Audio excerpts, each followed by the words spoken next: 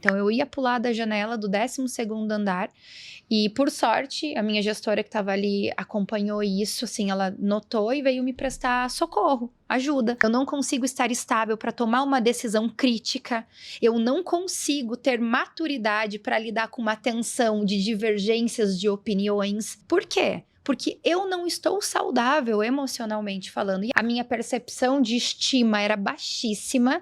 E a única visão que eu tinha de valor, de poder sair de um lugar ruim era o trabalho. Então eu estava me sentindo capaz, esperançosa, pensando, nossa, agora eu vou prosperar na minha vida. Eu ganhava R$500 nesse trabalho.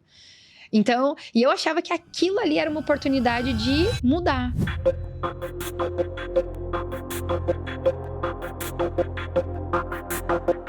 Oi, seja muito bem-vindo, bem-vinda a mais um episódio do Saindo da Matrix, o podcast que faz você despertar da realidade que você vive e construir o futuro que você deseja e merece. A gente tá aqui no segundo episódio hoje com a Niane, e se você não plugou no primeiro, volta lá, assiste para você pegar o fio da meada aqui. A gente vai falar hoje com a Niane sobre o projeto dela, Cultura Mais, um pouco da história e como que foi esse despertar para ela. Para você também pegar gatilhos mentais baseado numa história dela, se faz sentido para você e repensar um pouco aquilo que você tá fazendo com a tua vida. Lembrando que você é o criador da tua própria vida. Você aceitando ou não, isso é um fato. Então, é melhor que você seja o arquiteto do que você seja o jogador. Pense nisso. Que legal. Oni, obrigada de novo. Imagina, super prazer. Vamos continuar. Bora. Assim, conta um pouquinho pra gente. O que é o Cultura Mais? Que é o teu projeto, assim, é o teu benchmark, né? É isso. O que é? A empresa Cultura Mais tem o foco de levar ações de promoção à saúde, à qualidade de vida, ao fortalecimento da cultura da empresa, mas com foco no sucesso do negócio. Olhando estrategicamente para a necessidade do negócio e como a gente conecta o bem-estar do profissional que precisa performar, que precisa entregar com qualidade aquilo que a empresa demanda, para que o sucesso aconteça. Então, é uma conexão entre a necessidade da pessoa junto com a necessidade do negócio. Então, o Cultura Mais entra para criar essas estratégias personalizadas para potencializar a equipe, para garantir que os recursos sejam usados adequadamente, para evitar riscos trabalhistas, para evitar riscos de processo. Então, a gente mitiga riscos e potencializa o resultado da empresa através do gerenciamento das pessoas. Como? Com ferramentas de gestão da saúde, com ações estratégicas para fortalecer o planejamento estratégico, olhando os recursos que a empresa tem e como colocar isso em prática de uma forma funcional para potencializar o resultado que precisa ser atingido. Então, é um trabalho de construção com a empresa, com as lideranças e uma forma de cascatear tudo isso para a operação executar com acompanhamento, com método e com resultados mensuráveis. Então, esse é o foco de atuação do Cultura Mais. E aí, a gente tem um produto dentro do Cultura Mais que, para mim, é a missão de vida. Tá conectado com quem eu sou, com o que eu acredito para o mundo, com o que eu quero para as minhas filhas. E aí, dentro desse trabalho, dentro dessa bagagem executiva, pensando em negócio, pensando em saúde, olhando para tudo que eu vivi dentro desse cenário, eu junto com 2 parceiros, desenvolvemos uma norma que certifique empresas que promovem as ações de saúde, de bem-estar associadas à legislação. As normas da NR1, a ISO, a ESG e as normas internacionais. Então, eu, como executiva, sei da complexidade que é pegar um monte de termos burocráticos, jurídicos, que determina que a gente tem que fazer algo, mas que não sabe implementar. Eu passei por isso na pele. No início da minha carreira, eu implementei ISO, processos de qualidade, passava por auditoria e eu não tinha ideia do que era aquilo, eu não sabia fazer, eu me formei em psicologia. Eu não me formei em estruturação de processos com base em leis, em normas. Eu não sou do jurídico. Então, nós criamos uma norma e simplificamos para que as empresas aprendam a colocar em prática de uma forma simples, efetiva, aonde vai respaldar a empresa dos riscos, vai promover qualidade e resultado, mas também vai oferecer para o colaborador o suporte que ele precisa para fazer o trabalho bem feito, sem adoecer, diminuindo os indicadores terríveis que a gente tem no nosso país sobre saúde mental. Então, é uma ação cruzada, onde a gente beneficia a empresa, porque ela precisa dos profissionais bem, mas a gente beneficia as pessoas também, que recebem recursos adequados para trilhar sua jornada profissional e levar isso para além do trabalho.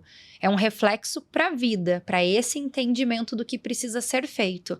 Então, a gente forma e reconhece empresas que executam essas ações. Que legal. É muito legal. Qual que é a norma? A norma, são várias normas, então tem a NR1 e tem todas as bases de fortalecimento de saúde dentro da base psicossocial, ergonômica, de prevenção de riscos, e a gente também fala sobre os impactos de ESG. Então a gente fala sobre o impacto social, sobre equiparação salarial, a gente fala sobre prevenção da violência contra a mulher. Então a gente une o que a lei diz que a gente precisa fazer como empresa, mas também a gente promove ações que vão além do que é só exigido pela lei, mas que a gente transforma o coletivo num lugar muito melhor, porque é uma realidade social. Então, uma mulher que sofre violência dentro de casa, ela é a mesma mulher ferida, traumatizada, angustiada dentro do espaço de trabalho ali, cumprindo a sua função. Imagina. Então, não dá pra gente falar que não é nossa responsabilidade, não é papel da empresa. Porque a empresa não é ONG. Não, nós não estamos falando que a empresa é ONG. Nós estamos falando que a empresa precisa olhar para o humano dentro da realidade do humano. E se você quer um profissional funcional, esse profissional funcional precisa ter suporte dentro das suas demandas de vida. Então, a gente já passou pelo ciclo de fechar os olhos, falar que é responsabilidade de cada um e demandar trabalho. Estamos no índice do pior país no mundo com índice de saúde mental. O Brasil é o terceiro no ranking de pior em saúde mental por afastamento de burnout. Nós tivemos no ano passado mais de 470 mil afastamentos pelo INSS por saúde mental. Então, esses são dados reais. Custou 3 bilhões para o caixa público esses afastamentos. Isso é prejudicial para as empresas, isso é prejudicial para o nosso sistema público e isso é prejudicial para a pessoa. A pessoa vai ter um salário médio de R$2.000 para esse afastamento. Uma pessoa doente, uma pessoa que precisa de suporte, que precisa de tratamento, que está afastado do espaço de trabalho, que perde sua função e tem só R$2.000 para se manter dentro da realidade de vida. E pode ser que esteja sofrendo violência dentro de casa, pode ser que não tenha recursos econômicos e uma série de outros fatores. Então, a gente precisa mudar essa realidade. Nos últimos 10 anos, o índice de saúde mental só piorou no nosso país. Nós estamos no ápice de piora, principalmente pós-pandemia. Então, a gente já sabe que para o próximo ano, como nada foi feito, nós teremos ainda mais afastamentos, ainda mais indicadores negativos sobre o adoecimento mental dos nossos profissionais no mercado de trabalho. Então, qual a disponibilidade de talentos saudáveis? De nada adianta eu ter diploma, de nada adianta eu ter todo o conhecimento técnico se eu não gerencio as minhas emoções. E eu não consigo cascatear conhecimento, eu não consigo estar estável para tomar uma decisão crítica, eu não consigo ter maturidade para lidar com uma tensão de divergências de opiniões. Por quê? Porque eu não estou saudável emocionalmente falando. E a base do funcionamento do nosso corpo são as emoções. Além do funcionamento biológico, a gente sabe da importância das emoções na nossa construção como profissional. A maturidade, a capacidade de gerenciamento de crise, de gerenciamento de riscos, de tomada de decisão sob pressão. Essas são as competências atuais e do futuro. Como que os nossos profissionais, principalmente falando de liderança aqui, vai tomar decisão, vai bancar a estratégia, vai se posicionar estando sob pressão, adoecido, sem suporte, sem direcionamento. A conta chega. E nós estamos percebendo o alto índice de rotatividade dos profissionais dentro da empresa. Nós estamos vendo os indicadores do INSS falando sobre afastamento. Pensa que todos esses afastamentos, Lud, são de profissionais que foram laudados. chegaram e foram até um órgão público e falaram: eu não dou conta, preciso de suporte, preciso de um afastamento, preciso de um atestado, preciso de dinheiro. De tempo também. Preciso de tempo, preciso de cuidado, preciso respirar. Quantos outros estão aqui com a gota d'água quase caindo para transbordar o copo, que ainda tá atuando, que ainda tá à frente de decisões estratégicas, ainda tá gerenciando o time? E você falando aqui agora, cara, eu acho que essa é a próxima pandemia. Na verdade, tem estudos que já mostram que é uma pandemia silenciosa, né? Não tá marcada no corpo. Uma guerra fria. Porque, uma pandemia fria. De fato, é. E a gente tem indicadores. Nós temos um cenário, nós temos índices crescendo, Sim. A gente tem uma base de dados muito forte contando essa história. Não é à toa que a NR1, que é essa normativa que direciona sobre o suporte que a empresa é obrigada a dar para os seus profissionais a partir de agora. Então, essa foi uma nova, uma revisão em cima da norma que já existe desde 1970 e pouco, acho que 78, não lembro certinho, e foi revisada em 2024. Sim. Porque já foi identificado que pós-pandemia a estrutura das relações de trabalho mudaram e a empresa precisa se responsabilizar pelo seu papel do desenvolvimento psicossocial. Antes não era exigido. Era exigido ter um espaço de trabalho seguro, você entregar os equipamentos de proteção, de segurança, você oferecer treinamentos de proteção do espaço, de saída de emergência, em espaços de risco, mas não era olhado para esse modelo de trabalho onde você está em casa, onde você não tem todos esses riscos, mas você está numa série de outros riscos que não estão sendo olhados. Então, a partir de agora, é obrigação da empresa construir programas de desenvolvimento psicossocial e evidenciar. Não basta falar que eu faço, eu preciso mostrar como eu faço e os resultados que isso gera. E o método E3 está ligado a isso? O método E3 vem exatamente com essa estrutura das premiações que eu trouxe junto com a minha equipe para construir trabalhos de saúde e de bem-estar sólido. Então, fazendo esse trabalho de desenvolvimento com todas essas empresas que já passaram pela minha base, eu entendi que existe um padrão de gestão da mudança. Para gerar toda essa transformação cultural, essa mudança de mentalidade, a gente precisa seguir alguns passos. O método E3 de gestão da mudança traz uma estrutura de prática para engajar as pessoas. A primeira base, ou eu entendo a importância do que eu estou escolhendo fazer para mim, ou eu não mudo. Se você não sabe por que fazer, você não vai dedicar tempo, você não vai dedicar energia, você não vai lidar com a frustração, você vai negar. Isso na vida. Para tudo. Então, primeiro, a gente precisa mostrar para as pessoas a importância. Eu preciso ter lideranças engajadas, eu preciso ter propósito, eu preciso mostrar valor. Depois que eu tenho isso, eu vou para a fase de entendimento. Agora é como? Como eu faço isso? Que recurso eu tenho? Quanto tempo eu tenho? Quais são os resultados esperados? Quais pessoas vão ajudar? Como a gente vai executar no dia a dia? Eu preciso entender, porque se eu não entendo e saio fazendo de qualquer forma, você vai se frustrar e você vai desistir por achar que não é possível fazer. Quando eu entendo como fazer, construo todos os pilares do que precisa ser feito, planejo isso certinho, eu vou para a fase da execução. A execução é teste, é ajuste, é acerto, é erro, mas é estar sempre conectado com o propósito, com o engajamento. E essa roda gira. E no centro está o tempo. O que funciona para você não quer dizer que funcione para o outro. No Google pode funcionar em um mês. Na empresa X pode funcionar em um ano.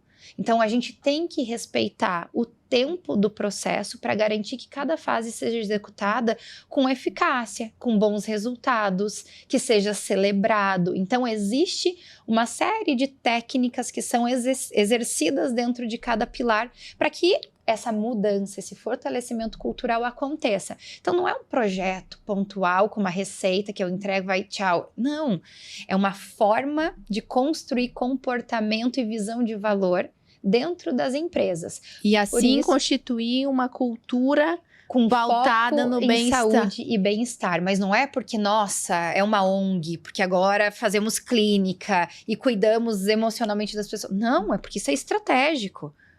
Porque o negócio precisa, porque a lei manda. Não é à toa que foi revisada uma norma.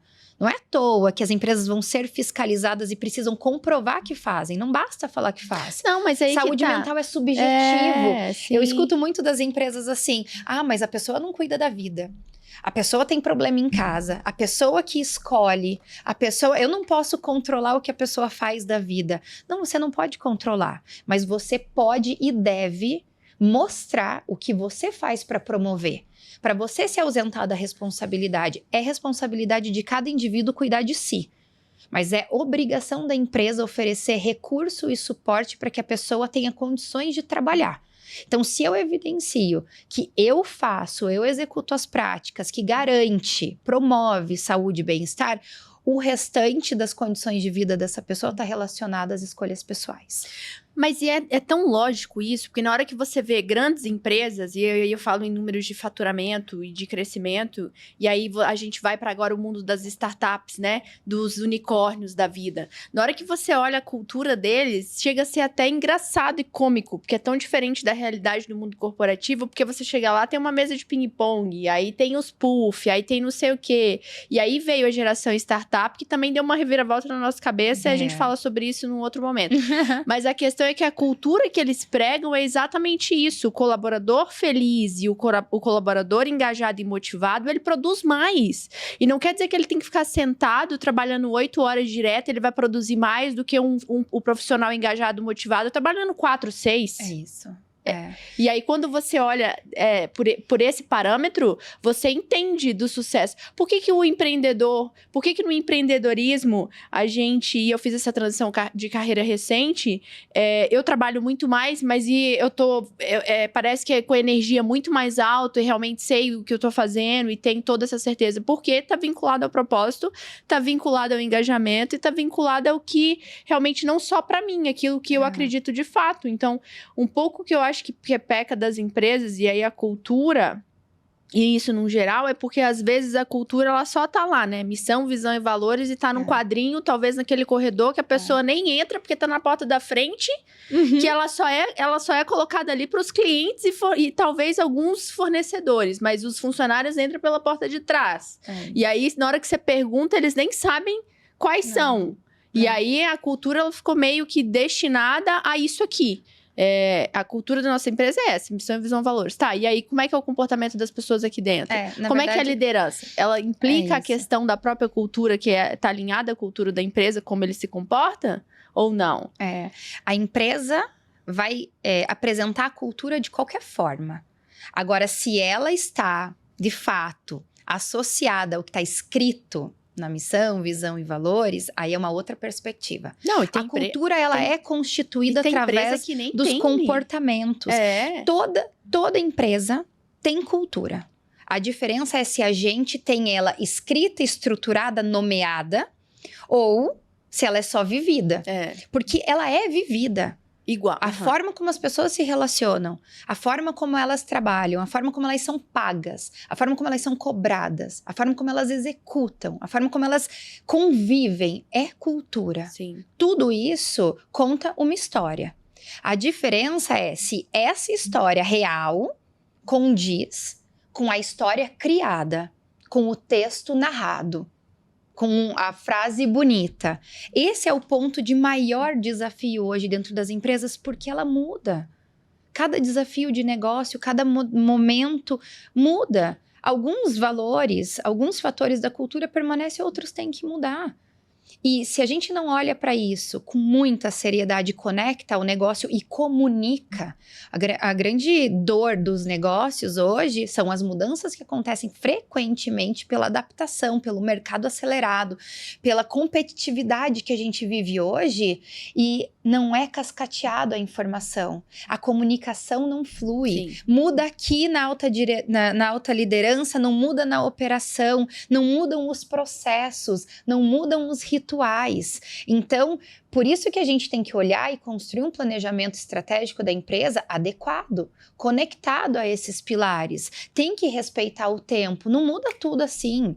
Não é top-down, não é a forceps, é construído. Por isso que a gente precisa de lideranças cada vez mais estratégicas, cada vez mais conscientes sobre o modelo de gestão da mudança e como construir esse entendimento e cascatear para a operação, ou destrói valor, adoece. Então, destrói valor para a companhia, perde performance dos profissionais, porque desalinhamento, falta de capacitação, falta de engajamento não produz, afastamento gera impacto financeiro, substituição, um processo trabalhista por um assédio, por um problema de exaustão que é evidenciado porque a empresa não cumpriu com as regras, custa para o caixa da empresa. E na contrapartida, a gente adoece profissionais, a gente gera uma experiência ruim sobre a percepção do trabalho, a gente cria uma nova geração mostrando que não é bom ser líder, porque o líder tá exausto, porque o líder tá cansado, porque o líder... Total. Então, a gente comunica tudo errado. E esse é o ponto. Ou a gente constrói uma narrativa certa do que cada cultura quer. Tem uma cultura de pressão, tem cultura de opressão, tem cultura... Funciona nessa empresa, é um combinado entre todos, você escolhe ficar. O que a gente não pode é falar que é uma cultura colaborativa, de comunicação, de transparência, de fluidez, e no dia a dia é o caos. As coisas não acontecem. Aí a gente comunica errado. A gente gera experiências negativas, a gente impacta o profissional que talvez esteja entrando no mercado de trabalho, talvez esteja exausto, desesperançoso, e ele pensa, não tem mais o que fazer, não dá para mim. Índice de suicídio em lideranças é altíssimo. Não, é transição de carreira. Nunca houve tanta. Por quê? Porque não dá conta mais e se obriga. Por quê? Porque eu preciso trabalhar, porque eu preciso ter função. Mas esse formato não dá mais. Então, é obrigação da empresa entender que isso está impactando o cenário do trabalho. Empresas pouco profissionalizadas, que não estão olhando para isso com a seriedade que precisa, está impactando o ecossistema. Prejudica eles porque não vão bater os resultados, prejudica a marca porque também comunica algo ruim, prejudica o profissional que também está adoecendo ali, não vai servir para ele, não vai servir para lugar nenhum, prejudica a sociedade, porque daí a gente tem pessoas estressadas no trânsito, você entende? Assim, tá tudo ligado. E por isso, né, que o Cultura Mais desenvolveu essa certificação que entrega para além do que a lei manda. É para além do básico. É um método personalizado que entrega um diagnóstico sobre como é a tua empresa e o que você precisa fazer dentro do que você tem. Não é porque funciona numa que vai funcionar na tua. Não é porque tem puffs e mesa de ping-pong e escorregador no Google que funciona para as empresas ou para as pessoas que fazem parte de tal forma. Agora, deixa eu te falar aqui um assunto. Se você quer fazer um podcast, estruturar um negócio no digital, seja mais digital. Esse é o nosso patrocinador. Eles aqui que produzem os meus vídeos, que gravam os meus podcasts e editam. Além disso, é eles que também fazem a gestão das minhas redes. A gente tem vários clientes já satisfeitos com aqui. Você que não tem tempo ou não sabe o que falar, o que fazer, a gente monta tudo isso para você. O calendário editorial, faz a gestão das suas redes e posta para você também. Então, seja mais essencial, seja mais digital. A gente leva você na tua essência para o mundo digital. A gente precisa olhar para a nossa necessidade e criar soluções personalizadas. Quando a gente trata todos como igual, a gente não oferece o que a pessoa precisa. Quando eu trato todas as empresas como iguais, na regra do livro, na regra do método, na regra do que é bom, eu não entrego o que a empresa precisa de fato. Então, a gente precisa olhar com muito mais seriedade para ações personalizadas para a construção desse modelo de fortalecimento cultural, ou a gente vai continuar fazendo, mas fazendo de forma não tão efetiva e comunicando errado. Porque pensa assim comigo, Lud, a empresa fala, mas tem plano de saúde, tem feedback, tem day off, eu tô entregando, só que não tá entregando de uma forma onde a pessoa sente que pode usar da forma adequada. Tem que ter uma harmonia. A Você natureza, tem o que universo. mostrar como o óbvio precisa ser dito. crie regras de desenvolvimento emocional, de desenvolvimento pessoal, mostrando para a pessoa que, olha, isso é o teu dever como pessoa e vai melhorar, vai produzir, vai entregar qualidade para todos aqui. O que você precisa performar na empresa é o que você precisa. Teu cargo diz isso, suas metas são essas, teu resultado é esse, a tua avaliação de performance é essa. Mas o que você está fazendo no paralelo para se desenvolver, para conseguir entregar isso daqui? Você precisa estar bem, tua saúde física. Você precisa ter acompanhamento emocional. Você precisa se alimentar bem. Se você não se alimenta bem, você não dorme bem. Você vai acordar estressado com a tua família, com o teu trabalho, com tudo. Isso vai impactar na tua saúde. Então, não dá para a gente fingir que uma coisa não está atrelada à outra. Ou as empresas se responsabilizam em promover conhecimento e entregar ferramentas para que o profissional faça, ou ela vai arcar com as consequências. Consequência negativa de tudo que eu trouxe aqui. Performance, reputação, impacto em processo trabalhista, impacto nos relacionamentos, baixa performance e tudo mais. Então, poxa, como que a gente cria algo funcional, que não custe tanto, mas que seja eficiente para todos? E daí por isso que eu digo que está ligado a ESG, porque construindo isso, você entrega impacto social. Quando eu levo conscientização para dentro das empresas sobre prevenção da violência contra a mulher, eu estou dando ferramenta. Eu estou mostrando para a mulher que aquilo que ela passa não é certo, que não é tolerável. E que ela pode buscar ajuda. Por que específico você fala sobre esse tema? Eu digo isso porque eu sofri violência, né? Eu venho de um casamento, eu me divorciei depois de 15 anos de relação, eu engravidei com 15 anos de idade e eu me inseri no mercado de trabalho porque eu precisava sustentar minha família, então eu iniciei esse ciclo de amadurecimento muito jovem. E eu passei por tudo isso. Então, eu era uma profissional que sofria violência, eu era uma profissional emocionalmente frágil, eu era uma profissional que queria mais da vida, que estava tentando, estava buscando, mas passando por todas as dificuldades na estrutura de vida pessoal. E eu cheguei aos 26 anos com um ponto de tentar me matar dentro do espaço de trabalho. Então, eu ia pular da janela do 12º andar. E, por sorte, a minha gestora que estava ali acompanhou isso, assim, ela notou e veio me prestar socorro, ajuda. E ela falou, Aninha, eu não sei o que fazer, mas vai buscar minha terapeuta. Eu só posso te oferecer isso, eu não sei o que fazer. E, mesmo não sabendo o que fazer, ela me deu o suporte. Ela me estendeu a mão. Ela não sabia o que passava na minha vida, ela não tinha entendimento sobre as coisas, mas aquilo para mim era gota d'água. Por quê? Porque em casa era ruim. Minha situação econômica era muito difícil, a minha percepção de estima era baixíssima e a única visão que eu tinha de valor, de poder sair de um lugar ruim era o trabalho. Então eu estava me sentindo capaz, esperançosa, pensando, nossa, agora eu vou prosperar na minha vida. Eu ganhava R$500 nesse trabalho. Então, e eu achava que aquilo ali era uma oportunidade de mudar. E essa gestora também não fazia a gestão adequada. E era uma gestora nociva, que diminuía, que questionava a minha moral, que me colocava para baixo. Então, aquele dia foi a gota d'água. Tava ruim em casa, tava ruim na minha vida, eu não tinha esperança econômica. E eu também não tinha perspectiva de melhora profissional, porque ela dizia que eu era uma fraude, que eu era uma profissional ruim. Então, para que eu existo? Para que serve a minha vida? Eu não tenho mais nada. Essa foi a minha perspectiva ali. E aí a solução era... Não tem mais solução. E eu só não pulei porque eu olhei para baixo e eu pensei, como que eu vou deixar minha filha desamparada?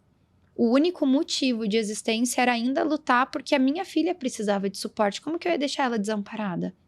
E ali, essa gestora pôde me dar suporte, ela entendeu ali o que estava acontecendo e me direcionou. Então, quantas pessoas passam por isso? Não é o caso isolado da Niane. A Niane está dentro da estatística como...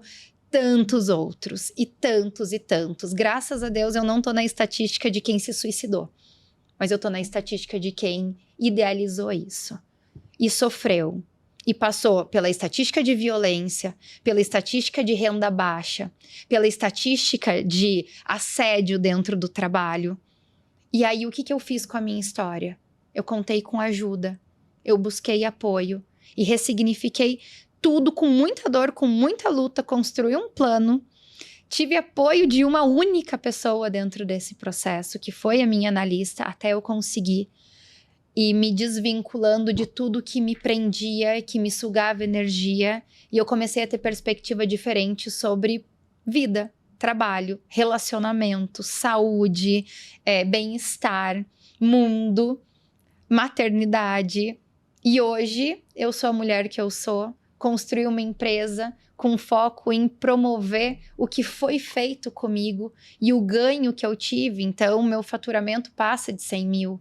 Né? Então, sabe quando você sai de 500 reais para ter um faturamento para cima de 100 mil que você nem imagina que é possível? Você nem imagina que é possível. Eu lembro que no primeiro dia que eu entrei na porta dessa analista, eu não tinha dinheiro para pagar, eu ganhava 500 reais mesmo para trabalhar ali. E ela falou, o que vai acontecer se você ganhar 20 mil reais? E eu falei para ela, eu não vou ganhar. Ela, mas e se acontecer? Eu falei, eu vou fazer muita gente sofrer. Ela me disse, então se prepara, porque essa mudança vai acontecer. E dito e feito. Passei do 20, passei do 30, passei do 50 e a minha vida se transformou. Por que você achou que você ia fazer muita gente sofrer? Porque todo o crescimento que eu tive na minha vida, eu gerava dor nas pessoas. Então, o meu ex-marido se incomodava pela mulher que eu era. Ele falava, eu não gosto da mulher que você se tornou. Eu não gosto da mulher que você é. Eu não gosto do que você mostra ser. Então, amigas, família, eu ouvi muito isso, família, marido, amigos. Então, todos do meu ciclo questionavam todas as minhas vontades de ser mais, de sair de um lugar ruim. Então, eu lembro que eu falava, nossa, mas eu quero mais, não tá bom. E a minha mãe falava assim, nossa, mas você nunca tá satisfeita? Nada tá bom pra você? Como se isso fosse algo ruim. Mas eu morava na periferia. Tinha um esgoto aberto dentro da calçada da minha casa. Eu não tinha um quarto adequado para as minhas filhas dormir. Eu ganhava 500 reais. Eu ia para o Brás comprar roupa para vender, para fazer um dinheiro, para conseguir estudar, trabalhar e me prover para eu não depender. Eu tinha um marido que bebia, quebrava as coisas em casa, que era violento. Ele não me agredia de me deixar quebrada, mas ele quebrava a casa. Ele me ofendia, ele me humilhava, fazia isso perto das crianças, eu tentava proteger. Então, todo esse cenário, e toda vez que eu falava que queria mais, eu não tô satisfeita, porque nada tá bom, porque você é ingrata, porque olha a vida que você tem, olha a família que você tem. E eu não os culpo, porque dentro daquela realidade, era a realidade boa. Tinha gente muito pior, vivia coisas muito piores perto de mim. Então, perto daquilo, a minha vida era ótima. Mas perto do que eu vivo hoje, aquilo é violência. Aquilo é desrespeito. Aquilo é inadmissível. Aquilo é desumano. Aquilo é crime. Mas hoje, na realidade que eu vivo, eu consigo ver por outra perspectiva. Então, é isso que eu levo para dentro das empresas. Numa linguagem muito acessível, numa linguagem muito real, com ferramentas, com possibilidade, um olhar estratégico corporativo, porque essa é a minha base profissional, potencializar resultados de negócios. Mas eu sou uma mulher que passou por tudo isso. Eu sou uma pessoa que estudou desenvolvimento humano, eu sei do reflexo. E eu faço a ligação entre as duas frentes. E o Cultura Mais conecta isso, potencializar resultado, potencializar negócio, mas respeitando e valorizando as pessoas. Então, a minha dignidade, a minha vida mudou a partir do momento que eu passei a ganhar mais. A minha vida pessoal se transformou a partir do momento que eu me tornei a profissional que eu sou. E eu comecei a me sentir capaz, potente, quando eu me senti útil, desenvolvendo pessoas, prosperando negócios, ganhando prêmios. Então, isso me dignificou. O papel das empresas é fundamental no fortalecimento da dignidade humana. E hoje, as empresas, não sabendo gerenciar toda a tensão corporativa do mercado, está destruindo todo o valor que ela pode proporcionar para a dignidade humana. E aí a gente, ao invés de ser uma potência de desenvolvimento e fortalecimento, estamos sendo mais um fator de adoecimento. Já não basta, né, as questões políticas, as questões sociais, as desigualdades, daí a gente entra numa esfera desestruturada do trabalho onde a gente tem muita potência para fazer a diferença. Então, o Cultura Mais tem essa missão de potencializar empresas para que elas tenham cada vez mais ganho, recurso para potencializar pessoas dentro do seu negócio. Na verdade, assim, Por mim, deixava só você falar. Né? Eu não preciso nem falar nada aqui, porque olha só a aula que a gente tá tendo. Eu fico extremamente orgulhosa. Tipo, ó, a gente nem se conhece direito, né? A gente se cruzou realmente por alguns caminhos que a sincronicidade e o universo, o cosmos e Deus realmente conspira. Mas eu fico extremamente orgulhosa de ver realmente uma mulher com todo esse pensamento crítico, de toda essa consciência, toda essa autorresponsabilidade e que conta a história dando risada, uma história de muita dor. De muita dor, no sentido de que passando assim como se fosse, sabe? Sem aquele papel de vítima que eu vivenciei também em casa a vida toda pela família, porque a gente tende a buscar esse vitimismo, né? E aí eu fico extremamente orgulhosa de ver. E eu acho que quando a gente se soma e encontra, assim, mulheres, não só mulheres, mas pessoas que têm toda essa potência e entende que a gente tem isso como... se a gente recebeu isso como dom, quer dizer que é a tua missão. E aí a gente tem que estar aqui forte e tem que estar... Não é o tempo inteiro? Não, a gente sabe que não é. Mas assim, é cíclico, é rítmico. Então, a nossa responsabilidade, sim, é estar aqui, é abrir a consciência e é mostrar isso, e é dizer que o que aconteceu contigo não te define, dizer que aquilo que tu passou na história só depende de você, literalmente, de fato, até de buscar, até de entender o que o universo está te proporcionando. E para você que escutou toda essa história da Niane e viu, e ela fala de grandes números, eu adorei, porque as pessoas geralmente não falam, incomoda. Quando a gente fala de dinheiro, incomoda. Eu não me incomodo também. Não, imagina, é real. É real. Não me incomodo e eu falo, e eu cuido, na verdade, porque às vezes tem ambiente que dá e tem ambiente que não, mas se você tem problema de falar big number, se você tem problema de falar sobre dinheiro, se você tem problema de contar a tua história, é porque você tem problema com isso. Então, olha pra isso e tente ressignificar a tua história. E você colocou várias palavras aqui, que é a intencionalidade. Você tem que querer despertar, você tem que querer mudar a vida que você tem. E não se contentar com o que o teu ciclo tá fazendo e tá falando, porque eles estão fazendo o que eles têm de consciência. E é papel de quem desperta salvar todo mundo. E a gente tem um poder de influência muito grande. Não importa o título, não é sobre isso, mas é poder de influência. Ou a gente influencia positivamente as pessoas para que elas entendam que é possível, ou a gente vai influenciar trazendo uma percepção negativa, uma desesperança, uma frustração. Então, tudo na gente comunica. Se a gente faz parte de relações, se eu tenho pessoas na minha vida, eu estou comunicando algo. A forma como eu vejo o mundo, a forma como eu me comporto, a forma como eu me esforço ou não, diz para as minhas filhas, diz para minha mãe, diz para as minhas amigas, para as pessoas que trabalham comigo, como eu acredito que pode ser o mundo. E aí a gente vive nesse fator de influência. Eu só tô onde eu tô porque eu tive mulheres incríveis que me influenciaram. Eu tive mulheres fundamentais que seguraram a minha mão, que me mostraram que é possível e estiveram ao meu lado. Sozinho a gente não dá conta. E eu tô falando aqui na perspectiva da mulher. Eu não sou homem, eu não tenho esse espaço de fala, mas eu digo com toda certeza na perspectiva da mulher. Sozinha a gente não vai. A gente precisa construir uma rede de apoio onde tem alguém que segura a nossa mão e mostra. Mostra que é possível, mostra que dá, mostra os perigos, incentiva, ajuda a frear, ajuda a ver o que a gente não está reconhecendo para a gente não se perder no processo. Né? Então, foram 7 anos dentro desse meu processo, desde do momento de ideação suicida até hoje.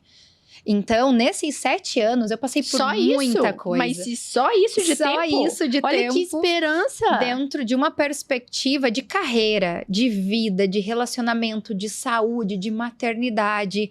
Porque eu priorizei. Eu nunca faltei uma sessão.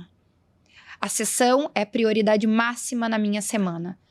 Eu preciso entender o que eu tô fazendo. Eu preciso entender como eu me sinto. Quando eu não estou lidando bem com as situações, eu peço uma sessão extra. Eu não saio fazendo no impulso, eu não diminuo a importância dos meus sentimentos diante das situações. Eu valido ele, eu não deixo ele me consumir. Eu vou lá e dou a devida importância que ele pede e trabalho esse tema. As minhas emoções me potencializam ou elas me destroem. Eu escolho aprender com o que eu sinto. Eu tenho trauma, eu tenho medo. eu tenho dor, eu tenho insegurança. Mas isso não vai me impedir de fazer. Como eu vou superar esse trauma?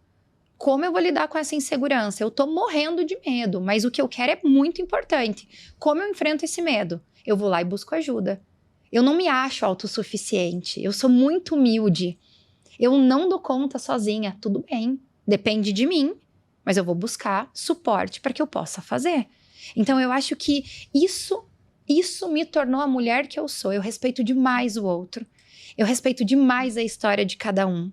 E eu valorizo demais cada um que me estendeu a mão para me dar um sorriso, para me dar um incentivo num vídeo, para ouvir uma dor, para estar ao meu lado em algum momento. Pode ser feliz, pode ser triste. Então, quando a gente tem essa humildade de reconhecer o valor que o coletivo tem na nossa vida, faz toda a diferença. Porque daí eu vou poder escolher fazer o que precisa ser feito e que só depende de mim. Mas não é pelo outro, mas é com o outro. Não é por você, Lud, não é pela minha filha, não é, mas é com você aqui, é com a minha filha ali, é com a minha terapeuta lá, é com o meu trabalho, é com o meu marido hoje. Então, como eu lido com tudo isso na minha vida? Poxa, você é mãe, você sabe das dificuldades. Não é pelo teu filho, mas é com o teu filho dentro da tua vida. Como que você vai fazer o que é importante para você, o que você merece. Eu sei do meu valor. Eu sempre soube, mas me diziam que eu era menos. Nossa. Eu sempre soube que eu podia mais, eu queria mais, eu sempre desejei mais. Mas me falaram a vida toda, até meus 24 anos, que eu não podia, que eu não merecia, que eu não era certa. Então, até desconstruir isso, eu levei 7 anos. Hoje eu tenho plena convicção. Plena convicção. E aí eu lido com as minhas dores, eu lido com as minhas frustrações, mas eu sigo. Eu sei o que eu quero, eu sei para onde eu tô indo. Ah, morro de medo, muitas vezes. Tenho insegurança, mas eu tô indo. Cada dia eu dou um passo mais próximo daquilo que é. Eu sinto dúvida, me questiono o tempo todo, Lud. O tempo todo. Será que eu tô certa? Será que eu tô indo pelo caminho certo? Será que é isso mesmo? Será que eu não tô errada? Será que eu sou boa pra estar lá? Aí eu vou lá. Sandra, minha analista. Tô sentindo isso, tô pensando nisso, Lani. Então vamos rever. Por quê? Aonde que tá a causa? Quem te disse isso no passado? Aí eu respiro fundo e falo, não, eu não sou mais a Saniane. Isso não vai me impedir. E aí eu crio novas experiências, novas vivências. E os medos que eu tinha antes, eu não sinto mais. Mas eu sinto novos medos, porque eu não conheço o que tá por vir. Mas tudo que eu já vivi aqui, tudo que eu já passei, eu não sinto mais medo. Nossa, gente. E aí, ó, quem tá te paralisando? O que estão falando pra você aí que você não é capaz? Se liga.